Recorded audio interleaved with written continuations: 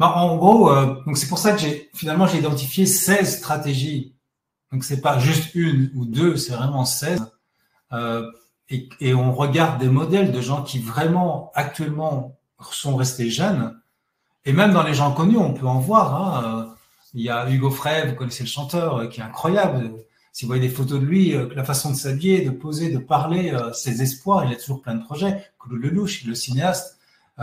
C'est des gens vraiment incroyables. Et puis dans la formation, je donne pas mal d'exemples de personnes qui sont des champions de course, qui sont assez âgés. Alors on se demande comment c'est possible.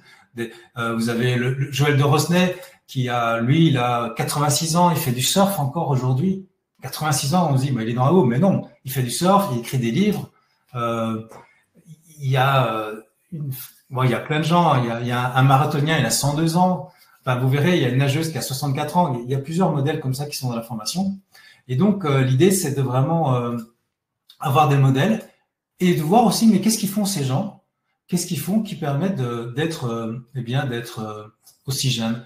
Et ça rejoint un peu ces stratégies. Donc, des choses qui font de base, ça va vous paraître logique, mais encore faut-il savoir comment le faire. C'est d'abord, effectivement, la nourriture. Enfin, d'abord, c'est le mindset.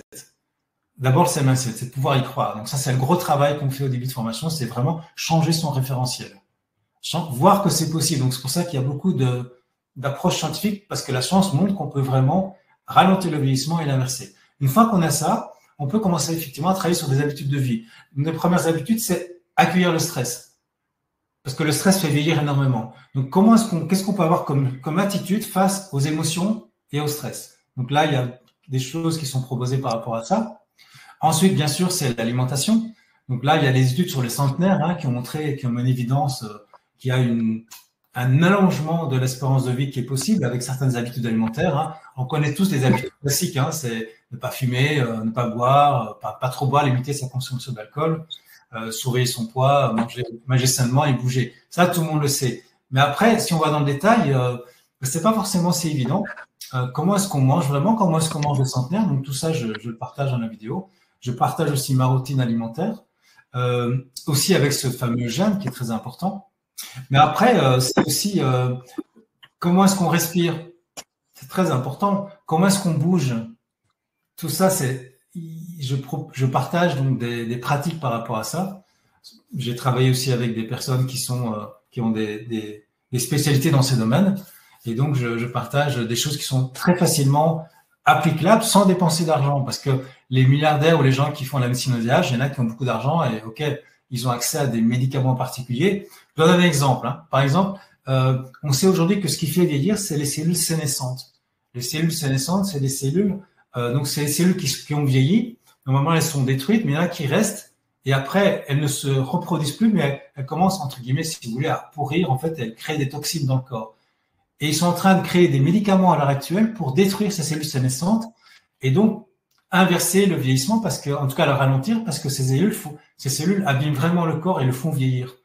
C'est surtout souvent la toxicité qui fait vieillir. Toutes les médecines ancestrales le disaient, la médecine chinoise, l'Ayurveda, Hippocrate en parlait. Et en fait, ils arrivent à créer des médicaments actuellement pour détruire ces cellules. Ils sont même arrivés à reprogrammer une cellule pour qu'elle retourne à un état plus jeune. Notamment, ça a été fait à Toulouse.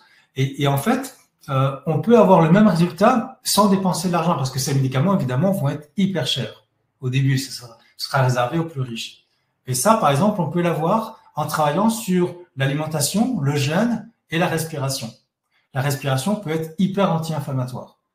Donc, c'est une façon d'avoir de l'énergie et de se nettoyer des toxines aussi. Donc, voilà déjà trois choses qu'on peut faire. Après, bien sûr, il y a le sommeil qui est super important.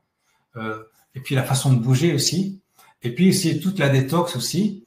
Et ensuite, c'est aussi l'exposition au stress. Par exemple, au froid. L'exposition au froid peut être super intéressante pour justement activer les cellules, activer certaines hormones de jeunesse, comme avec le jeûne, la BDNF, l'hormone de croissance neuronale, l'hormone de la jeunesse, qui vont être activées grâce à ces pratiques. Il n'y a pas besoin de prendre des shoots comme les stars qui ont beaucoup d'argent d'hormones de croissance ou de nouveaux médicaments. Je m'entends en écho. Ça va? Tout le monde m'entend bien? Tu m'entends, Victoria? Oui, je suis là. Ok. Donc voilà, je faisais un peu un état des lieux des différentes pratiques qu'on peut mettre en place. Et Et la clé, c'est, OK, tout ça c'est bien, mais comment je le mets en place? Et donc, je propose par rapport à ça des pratiques assez simples, en fait, mais qui peuvent vraiment, sans argent, changer la qualité de la vie, tu vois.